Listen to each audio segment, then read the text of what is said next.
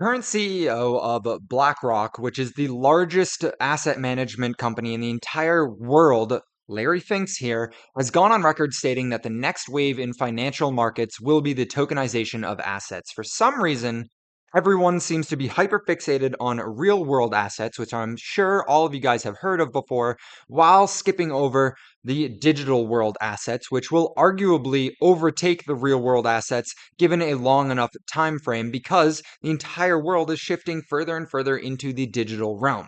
In today's video, I'm going to go over an entire industry, an entire economy that is being built out because of cryptocurrency in the digital world asset space that nobody seems to be talking about. I'm also going to go over the three key areas that I think this entire economy is going to disrupt, the market cap that could potentially come, or the total addressable market that could be coming from these industries. And I'll go over 4 crypto coins that I currently hold and have also on my watch list that are, well, micro caps, because nobody knows that this industry, this economy is taking place right now. What am I talking about?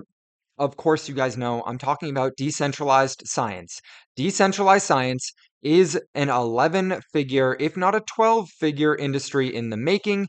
And the entire market cap for this industry right now, decentralized science, is around a $500 million market cap. I'm saying that this entire industry could end up being higher than $50 trillion. I don't even know what kind of X that is. I think it's like a 10,000X on the entire sector. So let's get right into this video. Decentralized science is a multi-trillion dollar industry. I'm saying 11 figures, guys. It blows my mind that nobody's actually taking this as serious as I think they need to be taking it. So, what is the first industry or the first sector which is worth $10 trillion right now that is being disrupted thanks to decentralized science? So at the heart of DeSci is a groundbreaking innovation like data sovereignty. Thanks to zero knowledge proofs, we actually get to tap into a giant data set that is existing in the healthcare system that previously has not been tapped into. So $10 trillion annually is spent on healthcare globally. Yet less than 10% of the data that's generated right now from this $10 trillion spend can actually be utilized.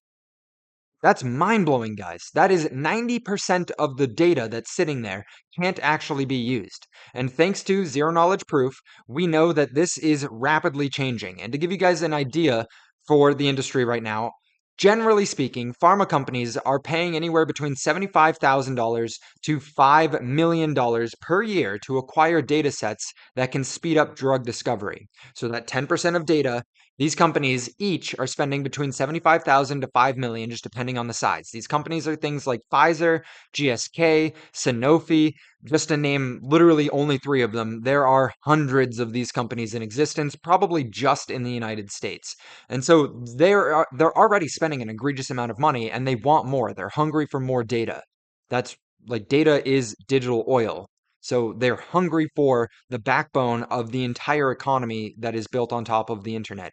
Everything is running on data if it's running on the computer that you have, if it's based anywhere on this.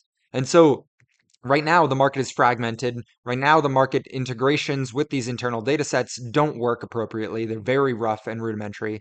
The demand for oncology data, meaning like genetic information about the individual people, that is super high. AI features are in hot demand right now, and the non-standard pricing structures is a huge hindrance for the entire industry because you never know exactly how much you're going to end up spending.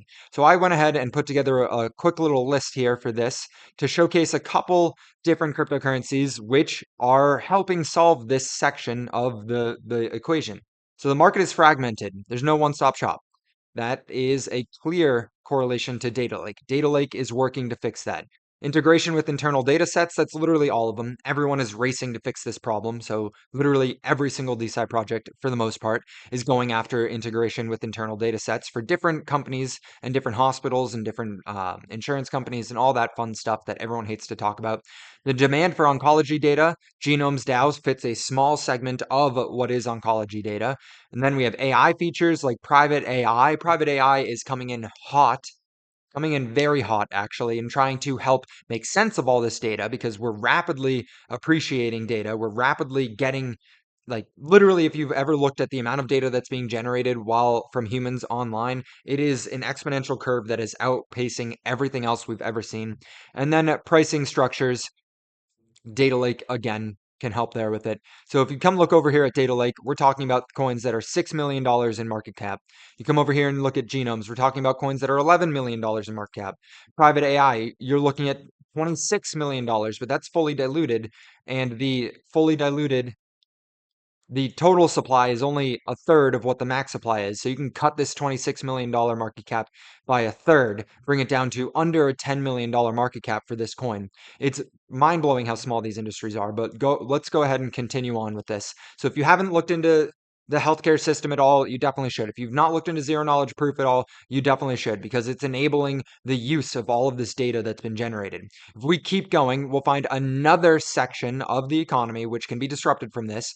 $2.5 trillion gets spent on research and development yearly. Researchers, on average, however, will spend roughly half of their careers begging for grants, which can take up to 18 months to actually receive. Decentralized science and the entire suite of bio DAOs, right? These biotech DAOs are attempting to reduce that friction and actually get money in the hands of the researchers in a much quicker fashion. So if I go ahead over to my little trusty sheet here, research and development, $2.5 trillion. All of the BioDAOs and Noble Blocks. Noble Blocks is a platform that I'm an advisor for, just for full transparency here. The coin price doesn't look that great. It's a $516,000 market cap. What they're doing right now is creating a dashboard for scientists and researchers to go online and collaborate and actually receive funding and go out and hire people to help them with whatever their research is once they've received funding, and then post the research onto the platform and get it peer reviewed and actually get paid for the peer review process. A huge market that's not really been tapped into that perfectly yet. Like, honestly, it has not been tapped into at all. But my thesis here is if we can speed up the time between requesting funds and receiving those funds, then we can get more research conducted. Makes sense. That's not that crazy of an idea to put out there, right? What happens if the researchers don't have to wait 18 months, but rather 18 weeks between studies that actually get funded for them?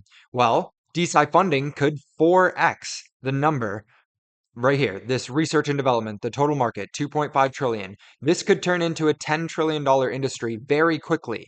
Because if you take the 18 months and cut it down to 4.5 months, which would be 18 weeks, you get a 4 times faster. So 4 times faster means they could be doing 4 times the research, which means they could be going out and stimulating the economy at a clip that is 4 times the pace that they're doing right now. And by stimulating the economy, I mean that once these researchers get funded, they have to go rent labs.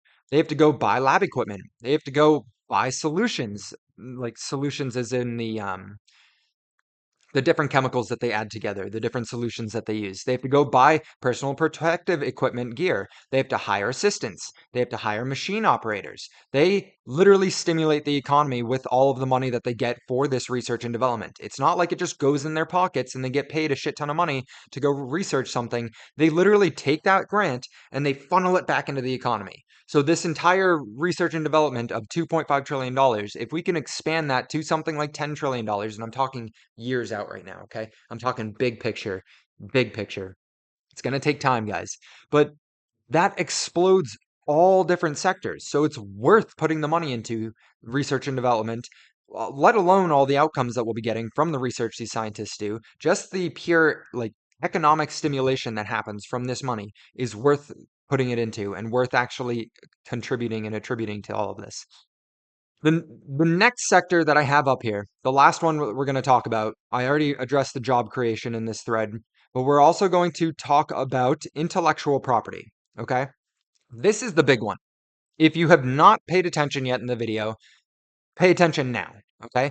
Make sure you hit that like button, first of all, because I put in a good amount of research into this. And go ahead and follow me on X. I'll put the link down below in the description so that you can go check and see all this information before I make YouTube videos about it. But intellectual property. This is the bread and butter of the digital world assets, okay? If you've ever looked into a company to buy shares into, if you've ever looked into a company's balance sheets, you'll see something called goodwill.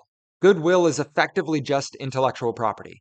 Every single company has it, and it is literally, it's kind of made up. It's kind of made up, but we'll talk about it in a second. Intellectual property is the results of the research. Intellectual property is the results of patents. Intellectual property is basically anything that you create in your mind and can put online. So the tokenization of intellectual property, in my opinion, is what Larry Fink is actually referring to when he talks about the tokenization of assets. The next big wave when it comes to like the financial markets, the global financial markets.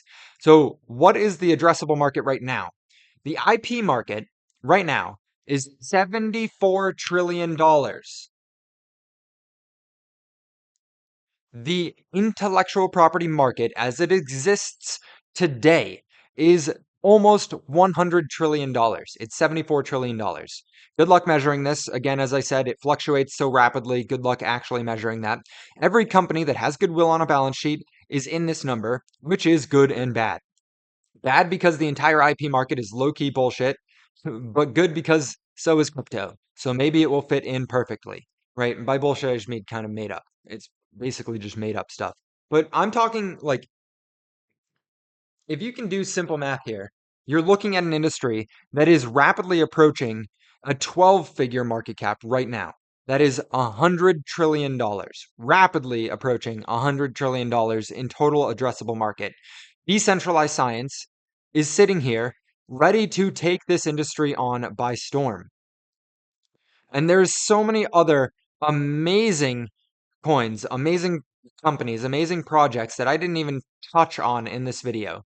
But right now, the market cap is literally $500 million. Half a billion. We have so much room to grow in this industry, and no one is talking about it.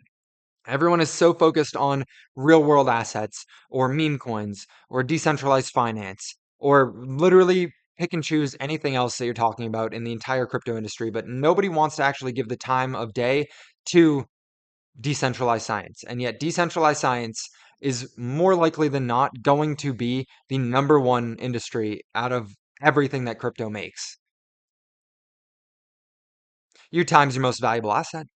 Hopefully, this is worth investing it into. And as you can see, I am no longer sitting in a one room greenhouse, but rather a full real world asset that is a house. And I could not be more excited.